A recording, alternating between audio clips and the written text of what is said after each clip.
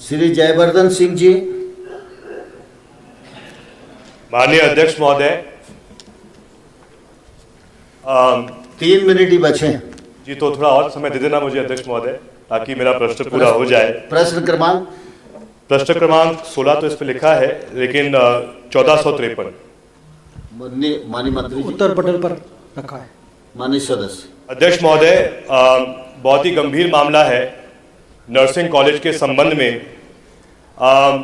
इसमें सबसे पहला पॉइंट मेरा अध्यक्ष महोदय ये रहेगा कि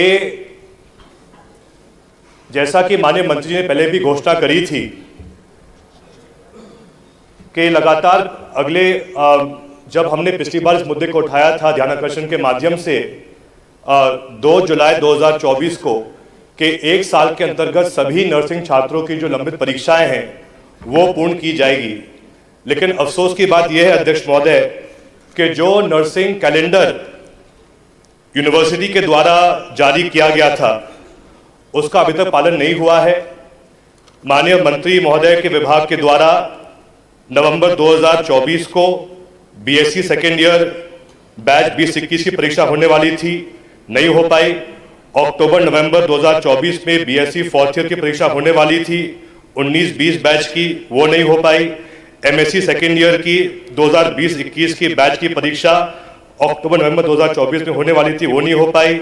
जनवरी 2025 में 2020-21-22 की एमएससी की परीक्षा होने वाली थी, वो नहीं हो पाई।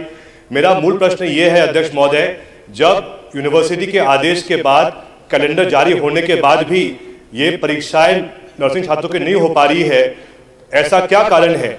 क्योंकि मंत्री जी की जुलाई 2024 में घोषणा के बाद जो शेष फीस बची थी छात्रों की वो इनके कारण उन्हें जमा कर दी कॉलेजों में, लेकिन अभी तक उनको न्याय नहीं मिल पा रहा है।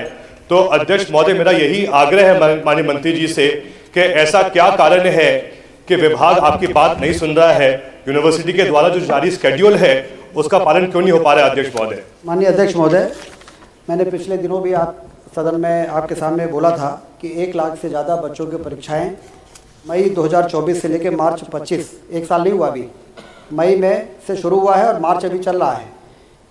1 लाख मैंने बोला था, 1,20,000 बच्चों की परीक्षाएं भी हो गई हैं, उनका परिणाम भी घोषित हो गया है। तो इसलिए ये कहना सही नहीं है कि परीक्षाएं नहीं हुई हैं।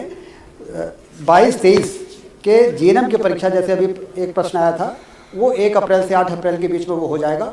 19-20, 20-21, 21-22 इसकी सारी परीक्षाएं हो भी गई हैं, उसके परिणाम भी घोषित हो गए। तो इसलिए जो भी आपके पास जानकारी है यूनिवर्सिटी के कैलेंडर को लेकर, वो मुझे लगता है उसमें फिर से एक बार देख लीजिए। महोदय, ये आपके ही उत्तर में दिया गया है, मंत्री जी के द्वारा जो उत्तर मुझे मिला है, आप चाहे तो स्वयं देख लीजिए।